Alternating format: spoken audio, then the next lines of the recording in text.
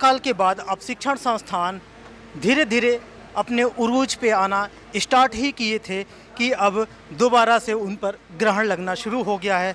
और मैं बता दूं कि 2 दिन पहले मुख्यमंत्री मनोहर लाल खट्टर ने एक अपना स्टेटमेंट गुरुग्राम में प्रेस वार्ता कर दिया कि 1 से लेकर 8वीं तक जितने भी, चाहे वो प्राइवेट स्कूल हो या सरकारी स्कूल हैं, 30 अप्रैल तक बंद करने के आदेश दिए, जिसके बाद से शिक्षण संस्थान जो छोटे क्लास को रन कर रहे हैं, चला रहे हैं या फिर बड़े क्लास को चला रहे हैं, सब में बेचैनी, बौखलाहट सी अब नज़र आने लगी है। हालांकि आज संडे है और तमाम शिक्षण संस्थान एक के बाद एक मीटिंग कर ये निर्णय लेने की कोशिश में है कि आखिर इतने लंबे समय तक स्कूल कॉलेज बंद रहने के बाद क्या अब भी हमें कोरोना का मार झेलना पड़ेगा या फिर इसका कोई विकल्प सामने निकल कर आएगा। आप देख सकते हैं कि फॉगाट पब्लिक स्कूल के यहाँ पर कैंपस में तमाम शिक्षाविद यहाँ पे इकट्ठा होकर यहाँ आपस में चर्चा कर रहे हैं और चर्चा में क्या फ़ैसला लिया जाएगा उस पर भी हम यहाँ पे बात करेंगे। लेकिन आप देख सकते हैं चारों तरफ तमाम शिक्षाविद यहाँ पर इकट्ठा होकर आए हुए, जो तमाम स्कूलों से जुड़े हुए शिक्षाविद यहाँ पर अपने अपने राय रख रहे हैं कि आखिर में जो सरकार ने फैसला लिया है 30 अप्रैल तक स्कूल को बंद करने के लिए, क्या इसको मान लेना सही है या फिर हमें इसका कोई विकल्प लेना चाहिए। तो आप देख सकते हैं पदाधिकारी और तमाम स्कूल शिक्षाविद यहाँ पर जब बैठे हैं तो इनसे हम जानेंगे कि इस पे क्या निचोड़, क्या निष्कर्ष निकला है। बल्लभगढ़ प्राइवेट स्कूल एसोसिएशन हो या फिर और भी एसोसिएशन, ऐसे समय में इन लोगों की सक्रियता इस बात की गवाह है कि शायद बड़ी मजबूरी से, बड़ी विपत्ति के दौर से ये लोग गुजर रहे हैं जो आज यहाँ पर खड़े हैं। मैं आपके चैनल के माध्यम से ये अपील सरकार से करना चाहूँगा कि आज हमने एक जो विषम सी परिस्थिति सरकार के आदेश से हुई थी तो अपने सभी शिक्षाविदों को आमंत्रित किया। लगभग 200 की संख्या में ये लोग आए, अपने अपने विचार उन लोगों ने दिए। तो स्कूल बंद करने का प्रश्न तो है ही नहीं, क्योंकि स्कूल तो 9वीं से 12वीं, पहली से 12वीं अलग अलग स्टेटस होता है, तो स्कूल खुले हुए हैं। जब हमारे 9वीं से 12वीं की कक्षाएं लग रही हैं तो हम आपके चैनल के माध्यम से सरकार से अपील कर रहे हैं कि बड़ी मुश्किल से कोरोना से निकाल करके लाएं। पहले भी हम ज्ञापन देते रहे हैं, अब हम चाहते हैं सरकार उन छुट्टी ना करें। जैसे उन्होंने हमारी सर्दियों की छुट्टी को भी कैंसिल कर दिया था, तो सरकार से आपके चैनल से ये अपील है कि 8वीं तक की जो छुट्टियां वो कर रहे हैं 15-20 दिन के लिए, उसको ना करें, क्योंकि बच्चों का भारी नुकसान हो रहा है। फिर गर्मी की छुट्टियां आ जाएंगी जून में। इस तरह से कोविड की जो गाइडलाइंस हैं हम उनका पूरा पालन करेंगे, हर स्कूल कर रहा है। आप कह रहे हैं कि इसको छुट्टी कर दिया गया, छुट्टी का नाम आप दे रहे हैं, पर सरकार इसे कह रही है कि कोरोना की वजह से बंद किया जा रहा है। तो दोनों में पहले तो ये डिफाइन कीजिए, ये छुट्टी है या कोरोना की वजह से सरकार इसे बंद कर रही है। देखिए, बंद इसलिए नहीं हो सकता, पहले लॉकडाउन लगा था तो सारे स्कूल बंद हुए थे। अब उन्होंने एक स्टेप को, पहली से 8वीं तक के स्टेप को, जो 12वीं तक का स्कूल है, 9वीं से बच्चा ही है, 9वीं से 12वीं तक का भी बच्चा है, हमारे लिए उतना ही अहमियत वो रखता है, उतना ही दूसरी क्लास का रखता है। हम उनका पूरा ध्यान रखते हैं, पेरेंट्स हमें साथ देते हैं, पेरेंट्स की हमारी रजामंदी है, पेरेंट्स 3 घंटे के लिए भेजने के लिए राजी हैं। हम सरकार से फिर अपील करते हैं कि आप इस फैसले को तुरंत वापस लें। ये कोई फैसला ठीक नहीं है, क्योंकि पूरे हरियाणा में उग्र प्रतिक्रियाएं आ रही हैं, चाहे वो भिवानी हो, जींद हो, मेरी सारे डिस्ट्रिक्ट्स में बात है। हर एसोसिएशन इस बात पर अपना अपना काम कर रही है। आज हम सब एक मत हुए हैं कि स्कूल खुलने का मतलब है खुलते ही रहेंगे। आज आपने चेतावनी दिया है या फिर कोई अपील है? ये आखिर में तमाम एक बैनर तले सारे अगर इकट्ठा है, कुछ देखिए, सरकार इसे, हमारी तो प्रार्थना है, रिक्वेस्ट है, और यदि सरकार रिक्वेस्ट नहीं मानती है तो फिर वो कुछ भी समझ ले।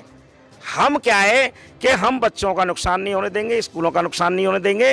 और सरकार से, मंत्री जी, अभी हम जो कहते हैं कि 2-3 दिन के अंदर सरकार की बात मान लेंगे। आपके चैनल के माध्यम से कह रहा हूँ कि सरकार हमें इन जो हमारे 10-11 महीने से स्टाफ बैठा रहा है उनके लिए आर्थिक पैकेज दे दे, उनकी सैलरी का भुगतान कर दे, सरकार जितना चाहे।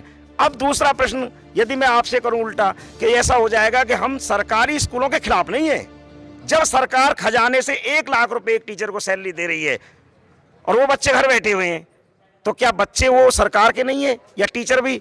तो क्या हमारे यहाँ 10 का 5 का 12 का जो टीचर लग रहा है पूरे दिन मेहनत करता है, तो सरकार का फर्ज नहीं बनता है कि वो सरकार कंपनसेट करे उसको? और हम उस सैलरी में से अभिभावक के साथ जुड़ करके वो पैसा लेते हैं, उसमें से उनको सैलरी देते हैं और उसमें से अपना भी भरण पोषण करते हैं। तो मेरी रिक्वेस्ट है, आप उसको दूसरे रूप में ना मोड़े कि चेतावनी। हम सरकार से रिक्वेस्ट कर रहे हैं कि सरकार इन बातों पर अमल करे, सरकार इन बातों को माने। यहाँ पे 2-3 मुद्दों पे डिस्कस हुआ और बाद में निष्कर्ष भी जब निकला है, तो कई बार अभी ये बात आई है कि अब से महज कुछ दिन बाद एग्ज़ाम भी होना, सेंटर को लेके बात आई है, तो सेंटर का क्या मामला है? सेंटर का मामला ये था कि अभी मैं दिसंबर में चेयरमैन और सेक्रेटरी साहब से मिला था पूरे प्रतिनिधिमंडल के साथ। ये शिकायत थी कि हमारे देहात के मोहना क्षेत्र में और उसमें जो दूर दूर स्कूल हैं उनका शहर में 20-25 किलोमीटर दूर सेंटर डाल दिया गया है। तो उन्होंने कहा था हम ते विश्वास में 5-5 सेंटर ही भरवाते हैं नज़दीक के, उनमें से ना डाल करके और दूर 25 किलोमीटर डाल दिया है। अब 25 आना और 25 जाना, बच्चा तो सफ़र में ही रहेगा, पेपर क्या करेगा? तो हमारी ये रिक्वेस्ट है और पहले रिक्वेस्ट डाल दी गई है। आज हमने ये तय किया है कि जितने भी हमारे स्कूल संचालक यहाँ आए उनकी ये प्रॉब्लम है वो हमें लिख के दे के जाएंगे और हम कल या परसों चेयरमैन और सेक्रेटरी साहब से मिलेंगे, उनसे अनुरोध करेंगे इन सेंटर को चेंज कर दिया जाए। अभी फिलहाल कुछ शिक्षकों से बात हुई है तो वो कह रहे हैं हम स्कूल तो खोलेंगे, लेकिन आप ये बताइए मंडे से और भी जितने बाय द वे यहाँ पे जो शिक्षक समाज या फिर स्कूल संचालक नहीं पहुँच पाए, उसे इसको जो आज आप लोगों ने मीटिंग करा है कैसे देखें? किस तरीके से आप 13 को 12 को यानी कि रेगुलर कल से क्या होगा, क्या किस तरीके का शेड्यूल बनेगा? देखिए शेड्यूल तो आपने बना दिया, आप पत्रकार सारे इतने फरीदाबाद का आया और ये बात चल रही है। फरीदाबाद में ये बात आपके माध्यम के द्वारा पहुंच जाएगी, घर घर पहुंच जाएगी, हर स्कूल में पहुंच जाएगी। जो आज फैसला हुआ है वो सबके लिए है और सभी स्कूल खोलेंगे। क्या फैसला हुआ है? फैसला ये हुआ है, सबकी सहमति ये बनी है कि स्कूल जैसे पहले चल रहे थे कोविड की गाइडलाइन से सैनिटाइज करने के साथ सरकार का उनसे हम अपील करेंगे कि भाई आप हमें कंपनसेट करें, ये कोई आर्थिक पैकेज दें, हम आपकी बात मानेंगे, नहीं आप हमारी बात माने, पेरेंट्स हमारे साथ है, स्कूल खुलते रहेंगे। प्रधान जी ने सभी के हितों की बात की है, सभी के हम कदम हम दम और हम सफ़र हैं, सभी का साथ दे रहे हैं, इसलिए प्रधान हैं। यकीनन ये ऐसे प्रधान मिलने इस हरियाणा प्रदेश को मुश्किल है। इतनी बड़ी एसोसिएशन भी हरियाणा प्रदेश में अकेली एसोसिएशन है जहाँ अकेले 400 लोगों का एक समूह इकट्ठा है और ये अपनी बात बड़े सलीके से रखेंगे। सरकार को भी और प्रशासन को भी कोई बदतमीजी नहीं होगी और बच्चों को पढ़ाने के लिए आग्रह करेंगे, उनको सही गाइडलाइंस का फॉलो करते हुए पढ़ाने की हम अपील कर रहे हैं। क्योंकि ना पेरेंट्स चाहते, ना बच्चे चाहते, ना स्कूल के शिक्षक चाहते हैं और ना स्कूल संस्थापक चाहते हैं कि विद्यालय बंद हो। जब जो लोग उस प्रोफेशन से जुड़े हुए हैं वही नहीं चाहते तो सरकार को हम यही कह रहे हैं, जब वो चाहते ही नहीं है तो क्यों ऐसा किया जा रहा है? ये बात हम कल विधिवत तौर पर सरकार तक पहुँचाएंगे और अगर ये सब कुछ कहने के बाद भी सरकार और अधिकारी नहीं मानते हैं तो हमारा अगला कदम माननीय पंजाब एंड हरियाणा उच्च न्यायालय होगा। मीटिंग के बाद क्या फैसला लिया आप लोगों ने? पहले तो मैं आपके चैनल के माध्यम से ये संदेश देना चाहूँगा कि बहुत बहुत शुक्रिया आपका कि आपने हमें इस काबिल समझा कि हम अपनी बात को जनता तक पहुँचा सकें। ये जो सीएम साहब का आदेश रहा, उसके आदेश के फ़ौरन बाद मजबूरी हो गई क्योंकि हमें उनके आदेश का पालन करना था, स्कूलों को बंद किया।